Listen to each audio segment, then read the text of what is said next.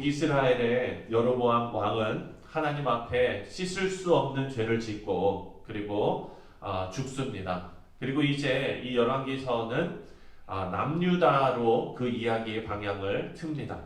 남유다의 르호보암 왕은 다윗과 솔로몬의 왕권, 그 정통 왕권을 계승한 그런 왕입니다. 그런데 남유다의 르호보암도 북이스라엘의 여로보암이 저지른 죄와 같은 죄를 저지르게 됩니다. 근데 오늘 이 말씀을 읽어보면은요, 두 번 반복해서 르호보암에 대해서 말하는 게 나오는데, 르호보암이 그 어머니의 이름이 등장하고 또 어머니가 암몬 사람이었더라 라는 말을 계속 반복해서 알려주고 있습니다. 그 얘기는 뭡니까? 솔로몬이 어떤 사람과 결혼했다는 거예요?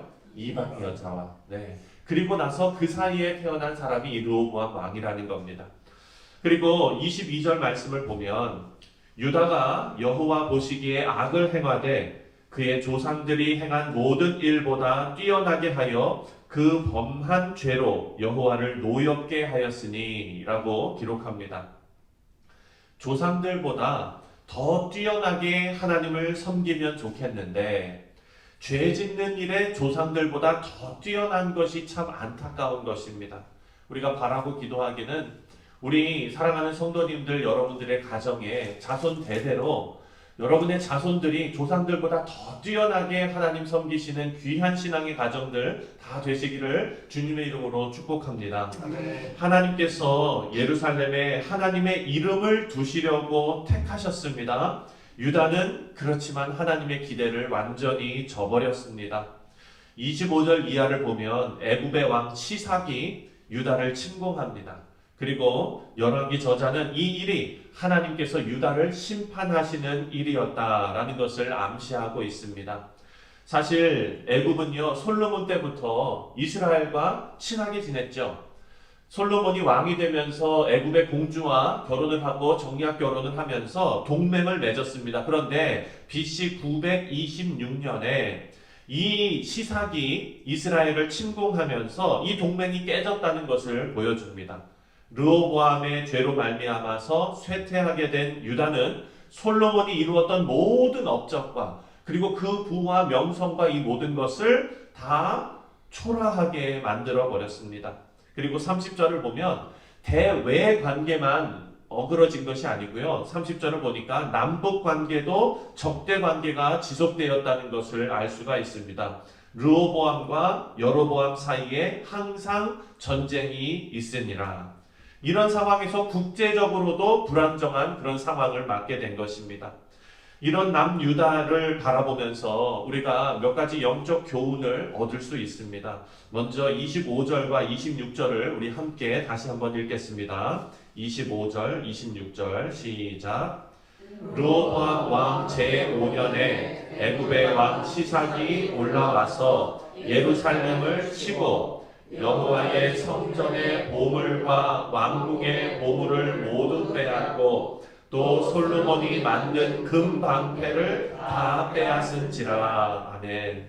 지금 유다의 르호보암 왕이 된 지 몇 년 만에 일어난 일이냐면 5년 만에 일어난 일입니다.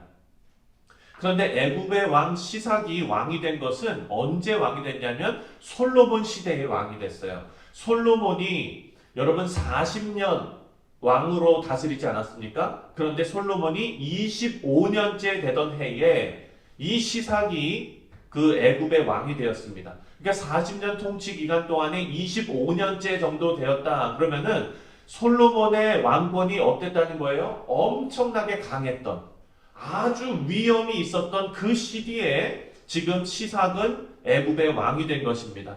그리고 솔로몬이 한참 위엄을 떨칠 때는 가만히 있다가 이렇게 시삭은 때를 기다리다가 솔로몬이 죽고 나서 바로 공격한 것이 아니라 르호보암이 어떤 왕인지 그리고 르호보암이 솔로몬처럼 지혜롭게 나라를 통치하는지 지금 살펴본 거예요. 그 살펴본 기간이 몇 년입니까? 5년 동안. 그렇죠. 5년 동안 살펴봤더니 르호보암은 솔로몬과 완전히 다른 거예요.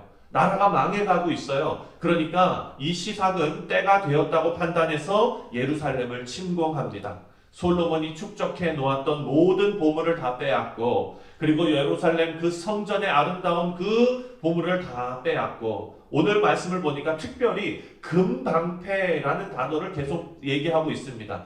금방패를 다 약탈했다라고 기록하고 있습니다.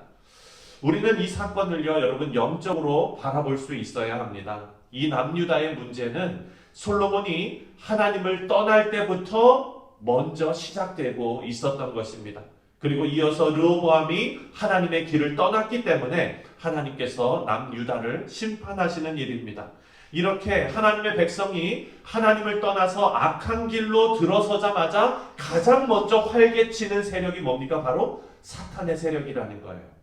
여러분, 이 사탄의 세력이 애굽을 들어서 남유다를 바로 공격하게 됩니다. 우리 사랑하는 성도님들, 이런 일은요, 하나님의 백성인 우리 성도들의 삶에서도 흔히 볼 수 있는 그런 일입니다.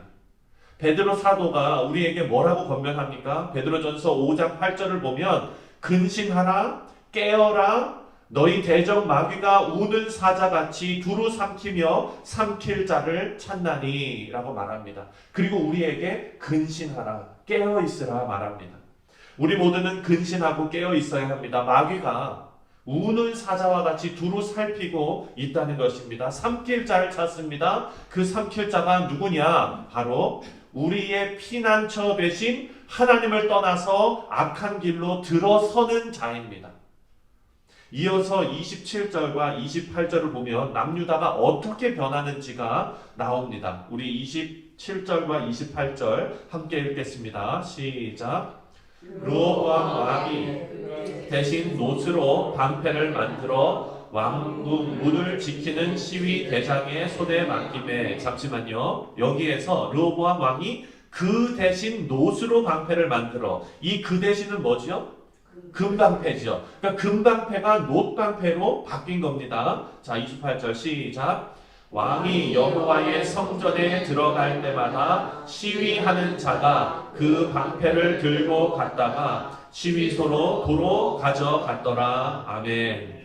솔로몬의 금방패를 다 뺏기고 이제 놋방패를 만들어서 들고 있는 겁니다. 여러분, 금방패가 의미하는 것은 뭐냐? 여러분 한번 생각해 보세요. 방패는 뭐 할 때 쓰는 겁니까? 전쟁할 때, 싸울 때 쓰는 거잖아요. 그걸 누가 금으로 만듭니까? 그렇죠? 생각해 보세요. 금은요, 여러분, 반지도 우리 금가락지 하면은 잘못 누르면 이렇게 구부러지잖아요. 그렇죠? 금방패는 약합니다. 그런데 왜 금방패를 해놓습니까? 싸우지 않아도 될 정도로 나라가 강했다는 거예요. 하나님께서 함께 하시는 나라는요, 싸울 필요가 없을 정도로, 우리가 직접 나가서 싸우지 않아도 될 정도로 하나님께서 지키고 보호하시고 인도하시고 위엄이 있고 영광이 있는 곳입니다. 그런데 여러분, 이 방패가 뭘로 바뀌었어요? 놋방패로 바뀌었습니다. 이젠 진짜 나가서 싸워야 되는 방패로 바뀐 것입니다. 이제는 전쟁을 염려해야 하는 불안한 나라가 되었습니다. 조금 전에도 살펴봤지만 이 남유다는요, 북이스라엘과도 계속 싸웁니다. 그리고 이제 대외적으로는 밑에서 애굽도 쳐들어옵니다.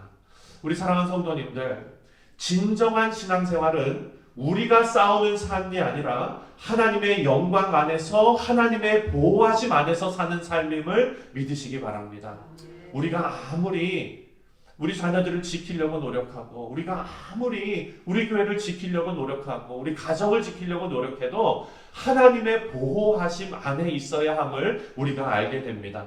그리스도를 통해서 주어진 승리 안에서 거룩을 위해서 싸우는 것은 우리가 해야 되는 거예요. 하지만 아무런 도움 없이 홀로 광야에서 내버려져서 악한 적들과 홀로 싸우는 것은 절대로 하지 말아야 합니다. 주 예수 그리스도 안에서 우리의 신앙생활을 해야 될 줄 믿습니다. 우리가 싸워야 할 싸움이 있다면 그것은 이미 승리한 싸움을 싸우는 것입니다. 여러분들은 축구 보시는지 모르겠는데요. 지난번에 아시안게임에서 우리나라 국가대표 선수들이 금메달을 땄습니다.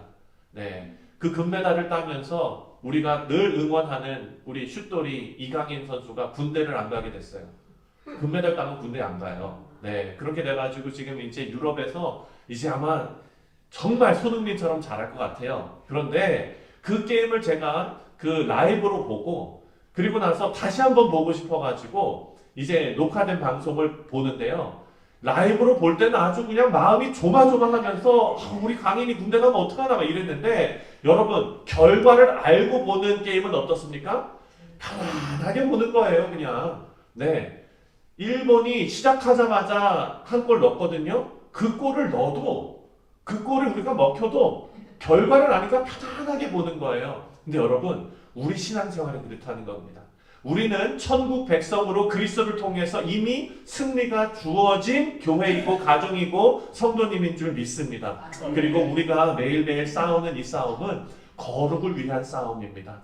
그래서 하나님께서 다스리시는 하나님의 백성의 신분을 누리시는 그런 지혜로운 우리 성도님들 다 되시기를 주님의 이름으로 축원드립니다. 기도하겠습니다.